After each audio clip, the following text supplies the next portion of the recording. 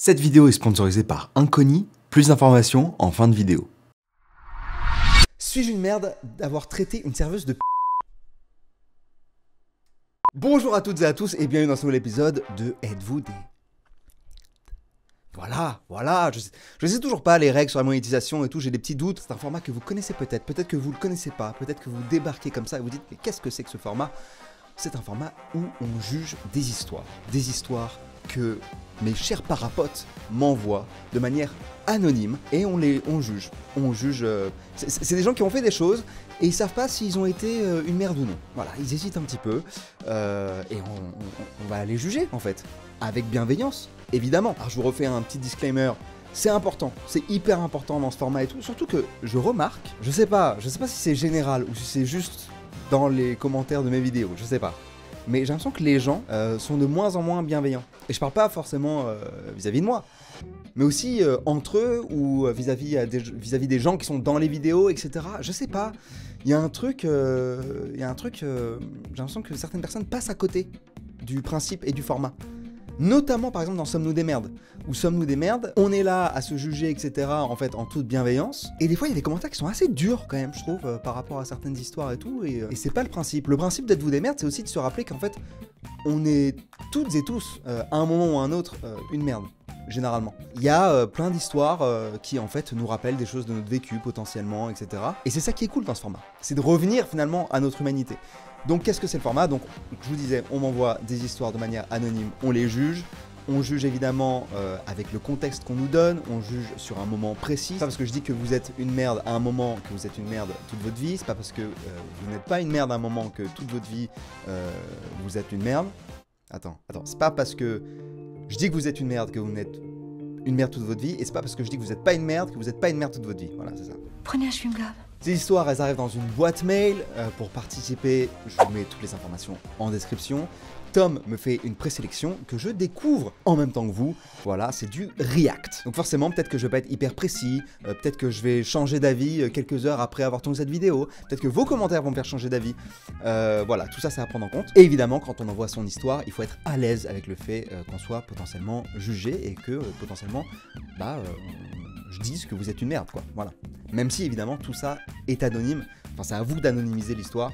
Et de toute façon, si c'est pas anonyme, Tom ne la mettra pas dans la présélection. Voilà, enfin la sélection même. Enfin présélection parce que j'entends plusieurs et si on trouve que certaines histoires elles rendent moins bien, etc., finalement on les enlève. Je crois que j'ai tout dit. C'est parti pour la première histoire de... Êtes-vous des merdes?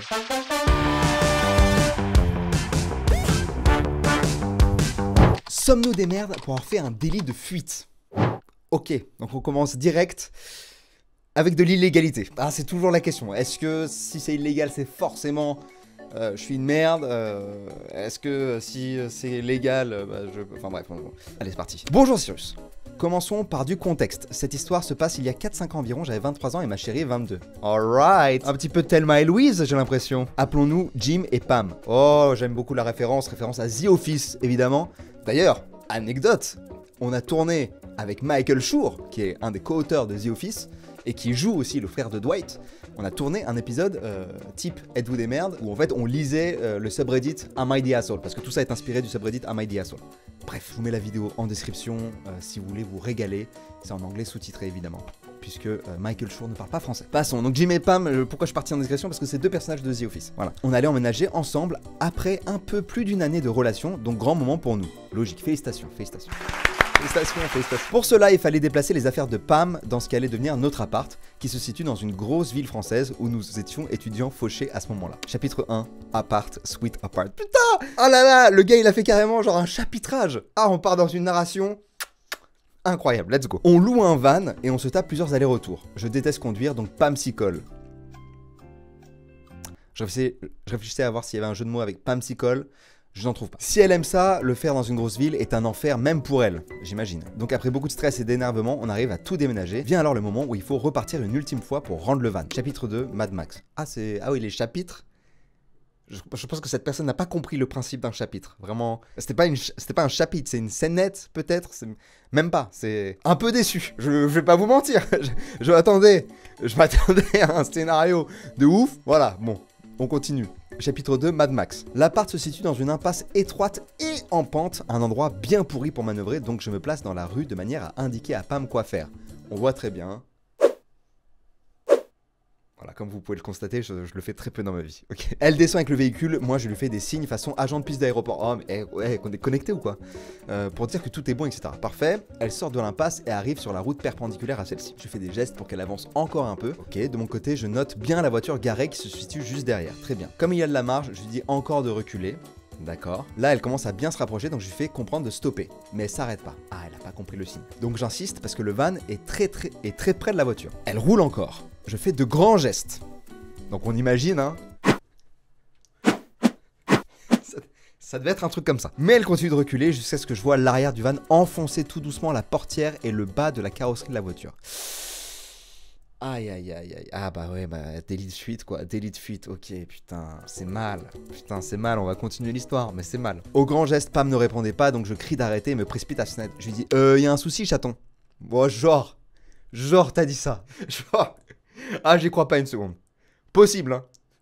Si c'est ça, bravo, bravo. Va direct dans un monastère. Moi, je pense que t'as plutôt fait genre, mais ça va pas ou quoi? Un truc du genre. Moi, j'aurais pas fait, je me connais, j'aurais pas fait. Chaton, il y a un petit souci. Non. Ouais. Elle s'inquiète, donc je lui dis qu'elle a embouté une voiture avec le van. Coup de massue sur Pam qui s'effondre sur le volant en pleurant. Évidemment, je suis triste, donc je lui dis que le van n'a rien. Boum, elle se redresse. Ah bon? Ah bah ça va alors. J'apprends que j'étais dans son angle mort et donc qu'elle ne me voyait pas lui faire des gestes d'indication. Pas très pratique. Bah dis donc Pam. Bah c'est pas très malin ça. Ok. Chapitre 3, Bonnie and Clyde. Ah putain, mais j'ai dit Thelma et Louise, je pensais à Bonnie and Clyde. Putain, je me suis gouré de référence. Bonnie and Clyde. Ceux qui voient, c'est un film que j'ai pas vu d'ailleurs, hein, mais il me semble que c'est un film de deux amoureux fugitifs. Voilà, il me semble. Mais il y a une super musique que j'aime bien. Bonnie and Clyde, Bonnie and Clyde, un truc comme ça. En vitesse, Pam termine la manœuvre d'extraction du van de l'impasse et on reprend la route. On rend le véhicule au particulier à qui on l'avait loué. Commence alors pour nous la fuite. Sur le retour en métro, on en profite pour regarder ce que ça nous coûterait en assurance et tout le tintouin pour la voiture défoncée. Très vite, on comprend que ça va nous demander une fortune qu'on n'a pas vu qu'on n'est pas Elon Musk. Pendant un temps, on a voulu mettre un papier d'excuse, finalement non. On revient sur la scène du crime et on voit la voiture bien enfoncée, la vitre ayant quasiment sauté. Oh les gars. Oh c'est chaud. Comment ça nous coûterait en assurance? Mais les assurances, attends, bon. Peu sereinement, on remonte l'impasse de nouveau chez nous en remarquant une voiture. Un autre couple déménageait également. C'est là qu'on aperçoit en bas de la rue, au niveau de la voiture abîmée, qu'un vieux monsieur s'approche. En panique, on monte tout en haut de l'impasse plutôt que de rentrer chez nous pour pouvoir discrètement l'épier. Planqué derrière un muret, on regarde le mec âgé aux airs de John Hammond. Donc c'est le mec dans Jurassic Park qui dit on a dépensé sans compter. Être dépité par sa voiture pétée. À cause de nous, pas parce qu'elle est moche. On avait compris. Évidemment, on s'en veut, mais même si son véhicule ressemble à une Punto, lui a l'air plutôt à l'aise financièrement. Plus que nous en tout cas. Ah non, mais alors juger les gens, ça ne veut rien dire. Je connais des gens extrêmement riches. Extrêmement. Vous n'avez pas idée à quel point. Tu les vois dans la rue, tu ne te doutes de rien. Ok. Et je pense qu'à l'inverse, il y a des gens qui mettent tout dans les fringues, etc. D'ailleurs, aujourd'hui... Non mais petite anecdote. Aujourd'hui, je me promenais, j'avais une petite chemise blanche, etc. machin. Ma mère m'a fait... parce que j'ai déjeuné avec ma mère, figurez-vous. Et ma soeur, voilà, si vous voulez tout savoir. Et ma mère, elle m'a dit, ouais, t'es chic, et tout, machin, etc. Et j'étais en mode, bah merci, la chemise blanche m'a coûté 25 €. Chemise blanche, voilà, c'est juste que c'est une chemise. Donc tout de suite, quand je la porte, j'ai l'air riche. Alors que je peux mettre un t-shirt, par exemple, je sais pas moi... j'ai pas de t-shirt Kenzo ou Prada ou ce genre de truc. Mais si j'avais un t-shirt Kenzo ou Prada ou quoi, je sais pas quoi, c'est genre plus de 100 balles le t-shirt, je sais même pas combien ça coûte. Donc ça... Voilà, c'était une aparté, mais il faut faire attention avec ça, je trouve. En plus de ça, on voit toujours plein de voitures emboutées dans cette ville, donc c'est un peu la norme esthétique, pensons-nous. Ah, il enfonce son cas un petit peu, hein. Il enfonce pas que les voitures, si vous voyez ce que je veux dire. Tout ça nous conforte dans l'idée de ne pas aller le voir, mais le monsieur s'approche du couple qui a emménagé également, on le voit monter sa voiture, eux faire des signes d'incompréhension, pour nous c'est partagé entre ils vont se faire accuser à notre place et ils vont nous balancer. Finalement, John Hammond repart, nous on rentre chez nous, on n'a plus jamais revu cette voiture ni le mec après 5 ans à vivre ici. On s'en veut toujours un peu, même si encore une fois, on n'aurait jamais pu payer les dégâts. Alors sommes-nous des merdes d'avoir pris la fuite après avoir pété la voiture d'un vieux monsieur, probablement propriétaire d'un parc de dinosaures. Alors pour moi, il n'y a aucun doute là. Pourquoi? Bah vous avez commis une erreur, c'est pas de votre faute, et ensuite bah vous avez pas fait ce qu'il fallait faire quoi, c'est-à-dire mettre un mot, voir avec vos assurances, etc. Enfin je suis sûr qu'il y a moyen de moyenner avec... Enfin non, je vais pas dire que je suis sûr qu'il y a moyen de moyenner avec les assurances, parce que j'en sais rien, j'avoue, je suis pas arrivé, je suis pas tombé dans ce cas de figure, et je sais pas combien ça coûterait, mais surtout qu'en plus lui... En fait, moi, ce qui me gêne un petit peu, c'est le côté, vas-y, il a l'air à l'aise financièrement, donc c'est totalement injuste pour lui, mais c'est pas grave. Bah en fait, je sais pas, je trouve pas ça ouf. Je trouve pas ça ouf. On connaît pas, tu vois, le passé de cette personne. On connaît pas, bref. Et encore une fois, en fait, même pas mettre un mot d'excuse ou quoi. Voilà. Après, j'imagine que ce monsieur a une assurance. J'imagine qu'elle a pris je sais même pas si elle prend en charge les dégâts. En fait, je sais pas là. J'ai pas je suis pas assez fort en assurance de véhicule pour savoir tout ce qui se passe, etc. Mais avec les éléments que j'ai là, comme ça, je trouve pas ça fair, quoi. Je trouve pas ça juste, en fait. Donc pour moi, vous êtes un petit peu des petites merdes, quoi. Mais vous avez l'air très marrant. Sachez-le. Suis-je une merde d'avoir traité une serveuse de p... Alors, ce mot est du coup censuré pour YouTube. Vous avez entendu un bip. Vous le voyez à l'écran, mais vous avez entendu un bip. Bonjour Cyrus, bonjour. Contexte, je suis une femme de 24 ans. Ok. L'histoire que je vais te raconter, c'est... Alors, suis-toi. Ok. C'est passé il y a 3 ans, mais celle-ci provoque toujours des débats quand je la raconte. J'ai un humour très dark et j'adore rigoler. Ça commence très très mal. J'ai un humour très dark et j'adore rigoler. Mais je connais très bien ce genre de phrase. Hein. Ça m'arrive de la sortir quand j'ai fait une vanne qui passe pas trop. Ouais, mais en fait, j'ai un humour. Ouais, voilà. Généralement, cette phrase, elle sent le roussi. Un jour, je vais boire un verre avec mon copain au bar à côté de chez nous. On attend au comptoir pour commander et il y a une serveuse du bar qui arrive et qui commence à parler très chaleureusement avec mon copain. Elle le connaissait. Pour information, je ne suis pas une personne possessive et la jalousie ne fait pas partie de notre relation, fort heureusement. Très bien, félicitations. Cependant, et c'est en majuscule, j'adore lancer des phrases de meuf jalouse et je me penche vers mon copain et je lui demande « C'est qui cette Ah, ça me fait rire, parce que je crois qu'à l'inverse, j'aurais très bien pu le sortir. C'est-à-dire que je vois ma meuf qui parle avec le barman en mode sympa, etc. Je fais, c'est qui ce connard? Mais en mode van, je comprends très bien ce genre de van. Mon copain, habitué à mes blagues, est tout de même gêné car la fille a entendu ma blague. Ah, voilà, ok, c'est là où... En voyant ça, je répète la blague à la fille. Comme si c'était pas déjà assez... Oh putain, merde. Waouh, je me décompose. C'est horrible. Je suis hyper gêné. Ah, je suis hyper gêné, j'aurais jamais fait ça. Wow. Et je précise que je rigole bien évidemment, la fille, ne me connaissant ni d'Ève ni d'Adam, me dit « Bah la p*** ne va pas te servir ». Tout le monde était très gêné, moi y compris. Ça a fini par se calmer, mais la fille, jusqu'aujourd'hui, reste froide avec moi, ce qui prouve bien que j'avais vu juste et que c'est bel et bien une... Oui, bon, on va arrêter, c'est bon là. On va arrêter de démonétiser ma vidéo. On peut, c'est bon. Effectivement, tu le dis beaucoup là, même dans une histoire, tu le balances beaucoup. Je ne me suis pas excusé auprès d'elle, même si j'ai pensé pendant longtemps que c'était la bonne chose à faire. Ok. Je pense que la bonne chose à faire, c'est ça. Je vais faire ça, par contre. Si ça vous dérange pas, vraiment. Pourquoi tu penses à la bonne chose à faire et tu le fais pas? J'estime que sa façon de prendre les choses ne fait pas partie de mes responsabilités. Alors oui, ça, je suis à peu près d'accord là-dessus. J'ai même fait une vidéo qui parlait de ça à un moment, c'était un truc sur la flemme de débattre, je crois. Je crois que c'était ça, c'était cette vidéo ou pas? Je sais plus. Mais c'est pas pour ça que si t'estimes juste le fait que ça mérite des excuses, que tu t'excuses. Pour moi, c'est deux choses à peu près différentes. Ai-je tort? À mon sens, oui. Alors Cyrus, suis-je une merde d'avoir traité de la serveuse qui n'a rien demandé, la pauvre. PS, merci pour ce contenu incroyable. Ah, j'allais dire que t'étais une merde, mais vu ce PS, je peux pas, vraiment je peux pas, bah écoute, tout est pardonné. Mais non. Non. Évidemment. Non mais attends, c'est cette phrase où t'es une merde en fait. Je me suis pas excusé auprès d'elle, même si j'ai pensé pendant longtemps que c'était la bonne chose à faire. Tu peux te sentir... En fait, tu peux être désolé parce que tu dis sa façon de prendre les choses ne fait pas partie de mes responsabilités. Oui, mais tu peux être désolé qu'elle le prenne comme ça. Ça peut te faire chier qu'elle le prenne comme ça, tu vois. Et du coup, si tu savais qu'elle l'avait pris comme ça, peut-être que tu l'aurais pas dit. Par exemple, tu vois, parce que c'était pas ton intention de la blesser. Et que c'était juste une vanne. Et que tu pensais qu'elle avait pas entendu... Enfin, et que vous faites ce genre de vanne avec ton cum.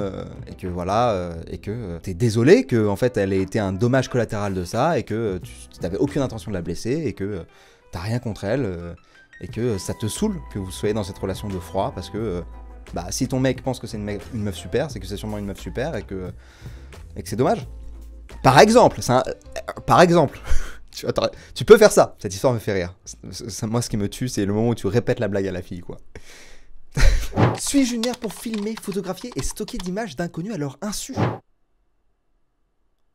Quoi? Bonjour Cyrus, merci pour cette série de vidéos. Bonjour, où va-t-on? Qu'est-ce que c'est que ça? Je suis une femme de 23 ans et ça fait environ 5 ans que je photographie et filme des gens à leur insu. J'ai fait des études de cinéma d'animation pendant lesquelles on nous demande de dessiner tout le temps. On devait tenir des carnets de croquis et dessiner tout ce qui se trouvait autour de nous. J'ai très vite réalisé que je n'arrivais pas à dessiner des gens dans la vraie vie car ils bougeaient trop vite car j'avais peur qu'ils me remarquent. J'ai donc commencé à photographier des personnes au hasard pour les dessiner plus tard. J'ai filmé aussi pour apprendre à dessiner des corps en mouvement, ce qui est très utile pour l'animation. Ok, je vois où ça va, pour moi t'es pas une merde, mais on continue. Au début je ne comptais pas garder ces photos, je pensais que c'était juste provisoire, et que j'arrêterais dès que je n'aurais plus besoin de remplir autant de carnets de croquis. Maintenant je suis vraiment obsédé par ça, je prends tout le temps des gens en photo, même je les affiche dans ma chambre et balance des fléchettes dessus. Ok, hyper bizarre, non c'est faux, elle a pas dit ça. Excusez-moi, je reprends. Mais en fait je n'arrive pas à m'en empêcher, c'est devenu une habitude. Ah ok, ça ressemble... Le début ressemblait un peu. Dès que je vois quelqu'un qui attire mon attention, par son physique, son expression, sa tenue, je m'arrange pour le photographier. Ok, c'est devenu une obsession un peu. Bien sûr, je ne diffuserai jamais ces photos, mais je ne les supprime pas de mon téléphone, je les trie et je m'en sers pour progresser en dessin ou comme inspiration pour créer des personnages. Au fond de moi, je sais que c'est un peu immoral, mais j'ai peur d'arrêter car j'ai besoin de m'entraîner et dessiner le plus possible. En plus, ça donne de l'intérêt à mon quotidien. Quand je sors de chez moi, je m'amuse à chercher des gens que j'aimerais dessiner. Je ne culpabilise pas de faire ça, je suis bien intentionné. Pour moi, c'est une marque de respect que de dessiner tous ces gens. Alors déjà, on te laisse prendre les gens en photo. Tu vas pas en plus nous dire que c'est une marque de respect. Mollo. C'est une forme de lien. J'aime essayer de faire ressortir ce qui est de plus beau en eux dans mes dessins. Mais suis-je une merde pour filmer, photographier et stocker autant d'images de gens sans leur consentement? Putain, on dirait un film. Le terme merde, il est fort. Moi, alors qu'est-ce qui me dérange à titre personnel là-dedans? C'est le côté stockage, je crois. En vrai, personne n'est au courant. C'est des inconnus qui font des trucs banals apparemment, juste promener dans la rue. Ça a porté juste purement personnel, c'est-à-dire que ça va pas se retrouver quelque part de public. Je sais pas, c'est comme la street photo un peu, hein. La street photo, y a un peu de ça quoi. La street photographie, est-ce que tous les photographes qui font de la street photo, ils vont demander ensuite à la personne l'autorisation? Je sais pas. Faudrait techniquement. Est-ce qu'ils le font? Je sais pas. Est-ce que pour autant, c'est être une merde? Je sais pas. Je crois pas que tu sois une merde, hein. Je sais pas, vous en pensez quoi là, vous autres?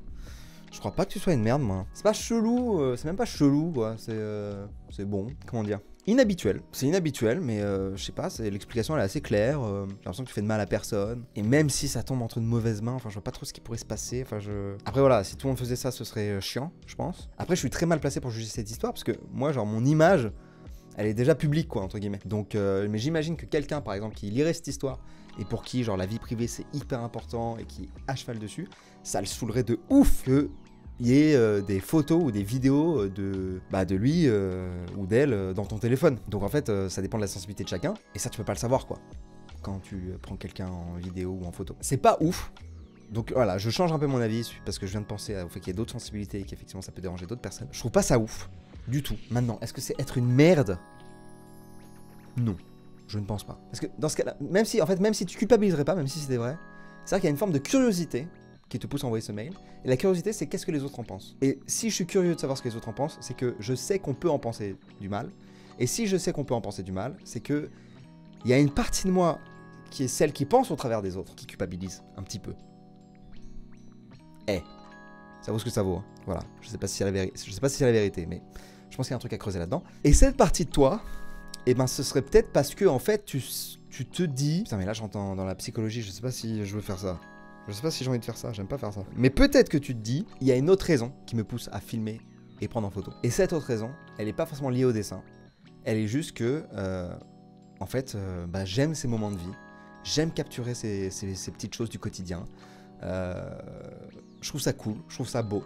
Je trouve qu'il y a un esthétisme là-dedans, etc. Et en fait, c'est même presque décorrélé du dessin. C'est-à-dire que oui, ça m'aide aussi comme support.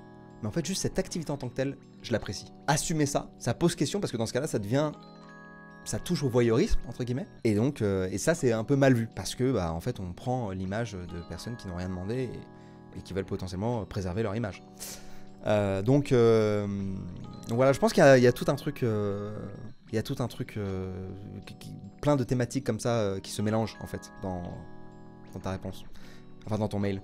Mais à mon sens, non, je n'irai pas jusqu'à dire que t'es une merde. Voilà, je dirais jusqu'à dire que ça pose question, que ça pose un bon débat. Maintenant, tel que tu le fais, voilà. Et au passage, petite parenthèse, moi-même, quand je fais sur certaines vidéos ou avant quand je faisais un peu de photos, etc., je vois ce que c'est le plaisir, entre guillemets, d'avoir une focale hyper longue et de prendre un petit moment de vie de quelqu'un sur une terrasse qui est en train de déguster quelque chose, lire un magazine. Enfin, il y a une beauté en fait dans la scène où on a l'impression de devenir un peu réalisateur, où on a l'impression de pouvoir genre capturer et dessiner un moment de vie en fait. Et c'est assez, c'est assez intéressant comme sentiment. Donc je peux comprendre. Je peux comprendre et je pense qu'effectivement pour des gens qui ne l'ont jamais fait, qui n'ont jamais touché ça du doigt, ce soit un truc genre totalement... c'est une hérésie de faire ça. Mais c'est aussi peut-être, ça compte dans ma manière de juger, c'est que je vois ce que tu veux dire, et même dans des vidéos, je pense des vidéos vlog il y a longtemps, etc., où en fait je voulais capturer l'essence d'une ville, etc. Genre par exemple, à mon avis, ma vidéo au Népal, ou ma vidéo Cyborg, où j'ai tourné un bout à New York, je pense qu'il doit y avoir des scènes un peu comme ça. Très vite fait, c'est très rapide, c'est dans le montage, etc. Je serais pas étonné qu'il y en ait, je me souviens plus là, comme ça. C'est des petites séquences qui font vivre un peu le truc. Suis-je une merde pour avoir fait ça avec ce garçon? Bonjour Cyrus, bonjour. Mon histoire se déroule il y a longtemps, quand j'avais 20 ans et que je venais de déménager dans une grande ville où je ne connaissais personne avant de commencer une carrière d'hôtesse de l'air. Rien d'éblouissant, hein. Pas de vol jusqu'au tropique, juste des vols en Europe pour une compagnie low cost. T'inquiète. Et j'ai rien d'autre à rajouter. Un jour, je travaillais en compagnie low cost. Parce que t'as dit en compagnie en fait. J'ai envie de crever. Un jour, je travaillais en compagnie d'une des rares collègues que j'appréciais et avec qui on déconnait un peu pour rendre les journées moins monotones. Ah, c'était monotone alors que tu étais partout en Europe. Un jour, un groupe de jeunes Anglais a embarqué à Londres pour des vacances de ski en France. En montant à bord de l'avion, ils avaient déjà pris un apéro arrosé pour fêter le début de leurs vacances et étaient d'humeur joyeuse. Tipsy. Durant le vol, il y a eu plusieurs sourires et regards prolongés avec l'un d'entre eux, et moi et ma collègue craquaient pour un autre. Nous nous sommes lancé le défi de leur donner nos numéros de téléphone au moment où ils descendraient de l'avion. Le moment venu, des papillons plein le ventre et non sans rougir. Je ne fais jamais ce genre de choses. J'ai donné un petit papier à celui qu'on va appeler Tom. Alright, Tom. Et ma collègue a fait de la même avec son ami. Ils sont partis tous sourire, un peu flattés et surtout très raillés par le reste du groupe. Une semaine plus tard, alors que ça m'était un peu sorti de la tête, Tom m'appelle. Ah, Tom, il est chaud. Il m'appelle pour me dire qu'il est en ville pour un soir avant de prendre son vol de retour le lendemain. Nous nous sommes donc retrouvés pour une petite visite guidée de la ville, suivie d'un resto et une nuit très agréable chez moi. Alright. Nous savions parfaitement bien tous les deux que c'était une nuit sans lendemain, vue à distance entre nos domiciles, et nous nous sommes quittés le jour suivant sans aucune attente et simplement reconnaissant l'un envers l'autre pour le bon moment passé ensemble. Ça fait plaisir. Environ 6 mois plus tard, qu'est-ce qui s'est passé? Je reçois du courrier dans ma boîte aux lettres et fus surprise d'y lire une lettre de Tom. Non sans une note de désespoir. Mais il se passe quoi là? Non sans une note de désespoir, il m'explique avoir perdu son travail, qui était sur le point d'être mis à la porte de la maison qu'il louait avec des amis, car le proprio voulait rénover, s'être fait voler son portefeuille qui contenait une très grosse somme d'argent, et cerise sur le gâteau, une fille avec laquelle il avait couché venait de lui annoncer qu'elle était enceinte de lui. Excuse-moi, est-ce que c'est Tom ou est-ce que c'est un prince dans un pays africain qui réclame de l'argent?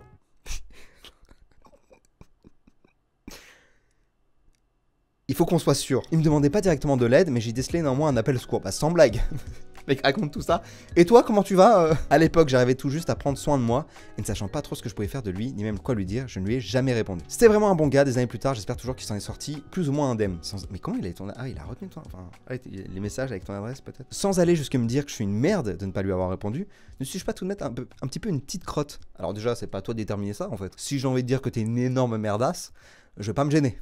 Sache-le, c'est le but de ce format. PS, merci pour ton avis et aussi pour ton émission divertissante et le partage de ta philosophie. Mais je t'embrasse. Bah non, pour moi, t'es pas une merde. Ne serait-ce même pas une crotte, quoi. Tu ne dois rien à Tom. C'est terrible, hein. C'est terrible. Je sais ce que vous... Je sais. Je comprends totalement ta situation. Toi, t'es là, genre en mode... bah en fait, ça me fait de la peine pour Tom. Moi, gars, je suis déjà en galère. On a passé juste une nuit ensemble.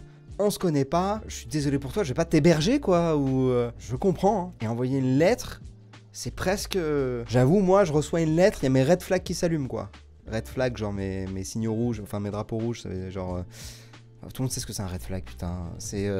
Moi, je le dis pour quand même les gens qui savent pas ce que c'est un red flag, on sait jamais. Mais c'est les petits signaux qui te font dire, c'est cette personne, je vais peut-être me méfier. Quand je reçois une lettre, c'est tellement solennel. Gars, t'as mon numéro, genre... Pourquoi ça part en mode lettre, quoi. Donc je vais encore moins vouloir répondre. Bref, pour moi, t'es pas une merde, ni une petite crotte. Après, j'avoue peut-être que ça aurait... T'aurais pu répondre. T'aurais pu pas répondre par lettre, mais envoyer un message et dire voilà, j'ai bien reçu ton courrier, je suis vraiment désolé pour tout ce qui t'arrive. Bon courage et bonne continuation, un truc comme ça, tu vois. Genre, je suis vraiment désolé pour tout ce qui t'arrive, malheureusement je ne peux pas t'aider, mais je t'envoie toutes mes pensées positives. Un petit truc comme ça aurait rien coûté. Bon, mais voilà, je comprends aussi que t'es paniqué, que t'es pas su comment réagir, je comprends. Donc si je résume, pour moi t'es absolument pas une merde de ne pas l'avoir aidé. Par contre, effectivement, le terme petite crotte, pourquoi pas, sur le fait de ne pas avoir répondu du tout. C'est vrai que quand t'as quand même passé un moment d'intimité, une nuit et tout avec la personne, rien de dramatique selon moi, surtout vu la distance, etc., surtout vu le contexte. Mais bon. Je suis Junior pour avoir laissé ma coloc musulmane manger du porc. Aïe, aïe, aïe, aïe. La religion, c'est toujours un peu touchy. Bah oui, parce que c'est des croyances tellement personnelles et tout, bref. Salut Cyrus, salut.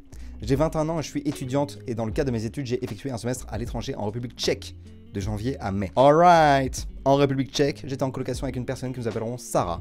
Le logement était de telle sorte qu'avec Sarah, nous dormions dans la même chambre. D'accord. Nos lits étaient littéralement l'un en face de l'autre.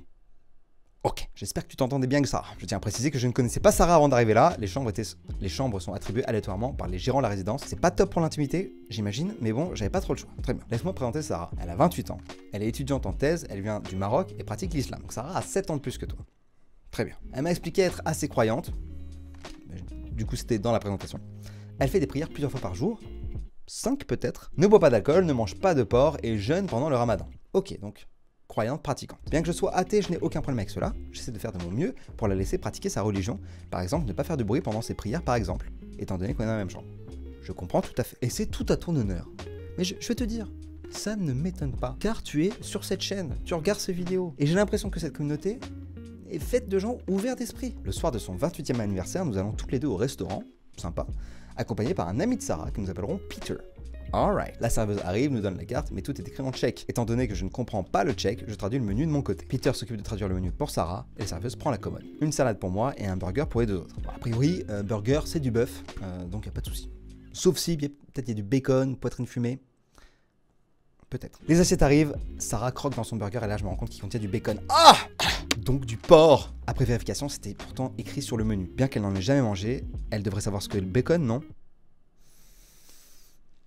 Bah peut-être pas, parce que justement elle en a pas mangé, non pas forcément, hein. T'as jamais vu le tout, enfin peut-être qu'elle a vu sur des photos, j'en sais rien. Non, il y a des gens qui se disent ouais, ça me surprend pas de ouf quoi. Maroc étant un pays musulman, elle vient du Maroc, dans la culture peut-être que voilà, ça parle pas de bacon quoi.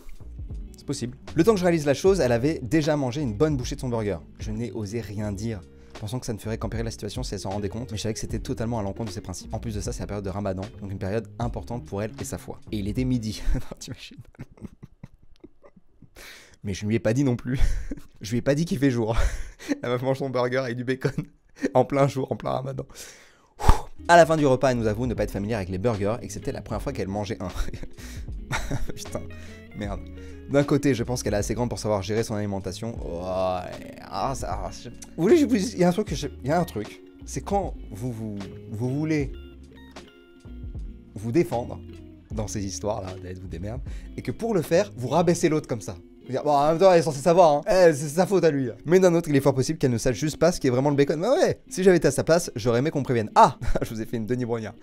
Ah, donc suis-je une merde pour n'avoir rien dit et l'avoir regardé finir son burger. C'est intéressant que si t'avais été à sa place, t'aurais aimé qu'on te prévienne. Et que du coup, tu l'aies pas prévenu. J'adore.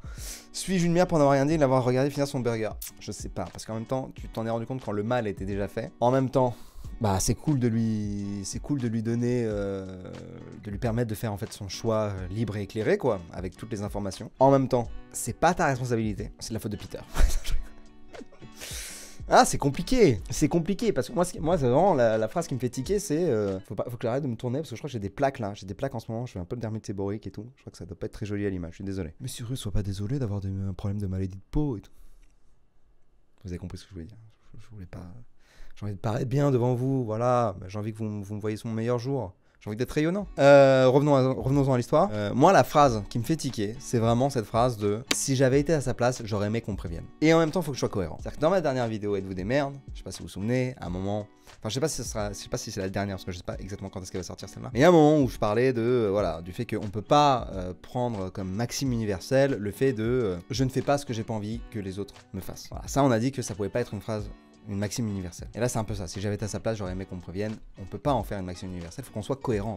Faut que je sois, en tout cas, moi, cohérent dans ma logique. Et donc, même si cette phrase me fait tiquer dans ce contexte, il faut que je sois logique. Et donc, c'est pas parce que toi, t'aurais aimé qu'il faut le faire forcément. En fait, c'est difficile pour moi de juger cette histoire. Parce que je veux dire la vérité, je ne suis pas pratiquant d'aucune religion. En tout cas, les religions telles qu'on les entend. Notamment les trois grandes religions monothéistes. Et donc, je me rends pas compte, en fait, de à quel point ça peut être touchant et douloureux. Et je comprends aussi que quand on dédie sa vie, genre là, c'est-à-dire que tous les jours, elle fait ses 5 prières, etc. Enfin, je sais pas si elle en fait 5. Elle dit qu'elle faisait plusieurs prières par jour. Mais que voilà, elle est pratiquante, que vraiment, elle fait le truc à fond. Mais effectivement, peut-être qu'à sa place, on aurait aimé savoir. Et en même temps, elle en a déjà mangé plus de la moitié. C'était son anniv. Il me semble quand j'avais discuté, et j'avais discuté de ça il y a longtemps, avec des musulmans à la cantine, etc. Et en fait, on me disait, bah en fait, si tu le sais pas, c'est pas grave, quoi. je suis allé sur un site qui s'appelle Quora, que j'aime beaucoup. Enfin, il faut que je fasse gaffe quand je dis des trucs comme ça, parce que ça se trouve, je sais pas, mais le site, il a été fondé par des gens qui sont extrémistes et tout. Je connais pas trop l'histoire derrière Quora, mais ce que je sais, c'est que Quora, c'était à la base, moi, quand j'ai découvert ça il y a longtemps, il y a 10 ans, un truc comme ça. C'est possible 10 ans, je crois. Bref, c'est une sorte de réseau social autour des questions, en fait. Et les gens peuvent poser des questions, et en fait, les gens répondent, etc. Et donc, dans ce site, il y a quelqu'un qui fait que faire musulman s'il mange du porc sans faire exprès. Il y a un gars qui s'appelle Samir Farid, qui a l'air assez chaud, parce qu'il nous fait une réponse assez poussée. Et dedans, il dit « Revenons aux musulmans qui enfreignent certains interdits dans le Coran relatifs au quotidien du croyant. Il faut distinguer les interdits dont le châtiment est explicite, débauche, vol, banditisme, accusation frauduleuse de débauche, etc. Et les interdits dont le châtiment n'a pas été précisé et relève exclusivement de l'ordre d'Allah, c'est-à-dire laisser au jour du jugement dernier, donc manger du porc, boire du sang, manger de la charogne ou la bête qui n'a pas été égorgée au nom de Dieu, mentir, médire, espionner, etc. Le musulman qui mange du porc reste donc musulman de plein droit. Aucun châtiment corporel ne lui sera infligé et n'a de compte à rendre que devant Allah. » Là, il y a un gars qui cite le Coran, donc dans le sourate 5, verset 3, on peut lire ceci. Voilà, ça dit tout ce qui est interdit, ok. Donc là, ça parle quand même, donc dans ce passage, voilà, on nous parle de la bête trouvée morte, le sang, la chair de porc, etc. Je dis etc. de manière totalement respectueuse, mais je vais pas tout lire, parce que c'est pas le lieu pour ça. Et à la fin, on nous dit si quelqu'un est contraint par la faim sans inclination vers le péché, alors Allah est pardonneur et miséricordieux. Et le sans inclination vers le péché est, je pense, assez important ici. Tout ça pour dire que si on revient à l'histoire de Sarah, elle ne le savait pas, elle n'est pas en inclination vers le péché, c'est-à-dire que c'est pas intentionnel. A priori, c'est bon. Donc si elle l'avait su, elle aurait pas continué son burger, je pense. Peut-être même que ça l'aurait dégoûté. Voilà. Maintenant tout ça, en fait, j'ai du mal à juger cette histoire. Je vais te dire pourquoi. Parce qu'il y a un petit truc de... c'est fait quoi. Alors c'est marrant, ça me fait pas ça sur les autres histoires. Pourquoi là ça me le fait? Parce que j'ai l'impression qu'en fait il n'y a aucun bon scénario. C'est ça le truc. Parce que tu l'aurais dit, elle se serait sentie hyper mal. Elle aurait... peut-être qu'elle serait allée se faire vomir, j'en sais rien, je sais pas. Elle aurait pas terminé son burger, ça lui aurait peut-être niqué sa soirée. Enfin c'est possible. Je ne sais pas à quel point... je peux pas connaître l'état d'esprit de Sarah. Mais elle aurait été droite dans ses principes. Et là, en lui disant rien, elle mange du porc. Mais en fait elle le sait pas. Et donc, quelque part, elle reste droite dans ses principes parce qu'elle n'est pas consciente de ce qui se passe. Il y a une forme pas de mensonge par omission, mais un peu quand même. Donc, les deux situations, elles sont un peu merdiques, quoi. Mais j'avoue, c'est difficile pour moi de juger parce que, comme je le disais, je ne suis pas musulman. Maintenant, si je transpose ça à mon végétarianisme, je bouffe un truc. En fait, il y a de la viande et on me le dit pas. J'avoue, ça me fait chier. J'avoue, ça me fait chier que je puisse pas prendre la décision moi-même. Donc je suis d'accord avec toi, si j'avais été à sa place, j'aurais aimé qu'on me prévienne. Voilà, suis-je une merde pour n'avoir rien dit et l'avoir regardé finir son burger? Un peu. Pas une énorme merde, mais un peu. Je suis trop chaud pour avoir vos réponses en commentaire, avoir vous ce que vous en pensez. Et je crois que c'est... Attendez 2 secondes, attendez. Hey, vous me reconnaissez? Non, c'est pas celui que vous croyez. Au contraire, normalement, vous me reconnaissez pas. Car je suis... Inconnu. Cirrus North Inconnu. Incognito. Mais le sponsor s'appelle Inconnu.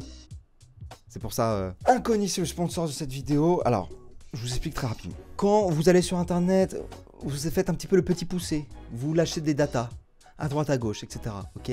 Il y a des sites qui récupèrent ces datas. Ok. Il y a des brokers, des courtiers qui récupèrent ces datas et qui les vendent à d'autres sites. Ok. Pour du retargeting, ce genre de choses, etc. Ces data, vous avez le droit d'appeler ces entreprises et de leur demander de supprimer ces données. Vous avez le droit de le faire. Trop compliqué. Il y a trop d'entreprises. On sait même pas c'est lesquelles. Par où faut commencer. Inconnu s'occupe de tout. Vous créez votre compte, vous mettez votre adresse mail qui est le plus susceptible, en fait, que vous utilisez un peu partout, voilà, autour de laquelle il y a de la data. Je précise parce qu'au début j'ai créé un compte avec une adresse mail en fait dont je me servais pas trop. Ça n'a aucun intérêt. Eux ensuite, ils vont faire des demandes répétées tous les X mois. Parce que le problème, c'est qu'en fait, si vous ne faites pas de demandes répétées, c'est pour ça que c'est un système d'abonnement. Si vous ne faites pas de demandes répétées, en fait, vous allez supprimer à certains endroits, mais ça va rester à d'autres. Et en fait, cet autre, il va le vendre à machin. Et donc, en fait, du coup, vos données, elles sont jamais supprimées, quoi. Si je devais faire une métaphore, c'est un petit peu comme quand on a des plantes et qu'on a des parasites. bah il faut tout traiter en même temps en fait, parce que si on les laisse un moment, ça revient, machin, voilà. Est-ce que cette métaphore était utile? Je suis pas sûr. Et sur la plateforme Incogni, vous pouvez monitorer en temps réel la suppression de ces données, et vous avez même pour chaque broker, donc pour chaque courtier en données, vous avez même le type de données qu'ils ont. Et si vous passez par mon lien ou le code SiriusNorth, vous avez moins 60% sur l'abonnement annuel. C'est évidemment satisfait ou remboursé pendant 30 jours, et je trouve que c'est juste une super... c'est assez nouveau, j'en ai déjà parlé dans une vidéo, mais c'est une super initiative, et encore une fois, ça se prête hyper bien à Êtes-vous des merdes, rien que dans le nom. Incogni, parce que ce que vous m'envoyez c'est anonyme. Voilà, on est dans la privacy, on est dans la protection de la data. Bah oui, bien sûr. Et d'ailleurs, au passage, c'est un service qui ne s'adresse qu'aux résidents aujourd'hui du UK, des US, de l'Europe, de la Suisse et du Canada. J'espère que ça vous aura plu, j'espère que ces histoires vous auront plu. Encore une fois, je vous invite dans les commentaires à être bienveillants les uns envers les autres, pardon. Envers moi-même aussi. J'ai reçu un message, un commentaire qui disait « En fait, en se prêtant à ce genre d'exercice, tu n'as pas peur que certaines personnes aient une nouvelle vision de toi. Par exemple, le fait de cautionner ou non certaines actions, des personnes peuvent te juger après ou avoir une mauvaise opinion de toi. » Évidemment, j'ai peur. Je vais pas vous mentir, évidemment, il y a de la peur. Mais l'idée, c'est de... Voilà, j'ai pas envie de me laisser paralyser par cette peur. Et cette peur va pas m'empêcher de faire des choses. Mais oui, bien sûr, dans le fait d'être regardé par des gens qui comprennent tous ces enjeux et qui comprennent qu'en fait, voilà, je suis quelqu'un comme tout le monde et que j'ai mes opinions sur des trucs et que ces opinions peuvent changer et que ces opinions surtout ne me définissent pas. Voilà, je pense que c'est important de faire toute cette distinction et toute cette part de choses. Et d'ailleurs, je croise parfois des gens dans la rue ou ailleurs qui me disent je suis pas d'accord avec tout ce que tu dis, mais je te kiffe ou je kiffe ton contenu. Et ça me touche parce que c'est exactement ça, ce que je veux en fait. C'est que en fait, voilà, moi aussi je regarde des gens et j'apprécie des gens sur internet dont je suis pas d'accord avec tout ce qu'ils disent. Mais je vous demande pas d'être d'accord avec tout ce que je dis. Et ce serait très lisse en fait et insipide si j'étais là à ne pas prendre de risques et à ne pas donner mon opinion sur des choses. C'est le parti... Oh là putain, ça part en discours là. Putain, je pars en speech là. Mais c'est mon parti pris depuis le début de cette chaîne finalement. Peut-être pas depuis le début, mais très vite en fait. Et quand on parle, en fait, quand on pense, parce que c'est de la pensée cette chaîne, à la base c'est de la philo, mais ensuite ça c'est devenu de la pensée plus générale, de la réflexion, et qu'on pense de manière indépendante, bah forcément on prend des positions, et forcément on se fait des ennemis aussi. Voilà, donc oui c'est un risque, oui parfois j'en ai peur, non ça ne m'empêche pas de faire des choses. Parfois ça m'empêche peut-être de faire certains trucs, parce que je trouve que le risque ne vaut pas le coup. Mais voilà, la plupart du temps, moi je vis avec quoi. Je suis en mode, bon, voilà. Mais oui, évidemment. Et quand je fais un react, chaque mot que je vous dis, je le pèse pas de ouf, parce que sinon on perd l'intensité du react, enfin la spontanéité du react, je veux dire. Mais j'y pense, hein. Quand je dis un truc, je sais déjà des critiques que je vais me prendre. Par exemple, je sais que... je sais pas si on va la garder, mais sur l'histoire de la voiture, où en fait les gars, ils se sont dit, bon bah le gars il est riche, donc c'est pas grave si on bousille sa voiture. Je sais qu'il y a des gens qui vont dire, ah bah Cyrus, il prend la défense du capital, ça ne m'étonne pas de lui, blablabla, pour je sais pas, parce que j'ai fait une vidéo sur la productivité d'Elon Musk il y a 2 ans. Vous voyez ce que je veux dire? Je suis conscient de tout ça, mais ça doit pas m'empêcher de faire mon taf, entre guillemets, ou en tout cas de vous partager mes opinions, et je le fais vraiment... avec humilité, j'ai envie de dire. C'est-à-dire que voilà, je les apporte là, je les mets comme ça, et ensuite les gens les prennent, les refusent. Voilà, mais pour moi, dans tous les cas, ça ne mérite ni dénigrement, ni attaque, ni rien de tout ça. Et c'est peut-être aussi pour ça que j'ai rappelé ce truc de bienveillance au début de la vidéo. Et que, je sais pas, j'ai l'impression que ça, je sais pas que ça se perd, mais je sais pas. Écoutez, je sais pas. Et puis aussi, c'est des phases, hein. Peut-être que... Il y a une tension aussi en ce moment de manière générale et qui se comprend. Qui se comprend 1000%. C'est une autre vidéo ça. C'est une autre vidéo, c'est pas le sujet. Bref, waouh, on est parti hyper loin. Mais en même temps, je sais pas, c'est peut-être le seul endroit où... Enfin non, j'aurais pu faire une FAQ et parler de ça à un moment, mais... peut-être que j'en reparlerai dans une FAQ, je sais pas. Et je remettrai juste ce passage. Pile, hop. Je vous embrasse. Merci beaucoup à toutes et à tous de me faire confiance, de m'envoyer ces histoires. Et je vous aime fort. Voilà. C'est tout. Je vous embrasse très fort. Ciao, ciao. Bye.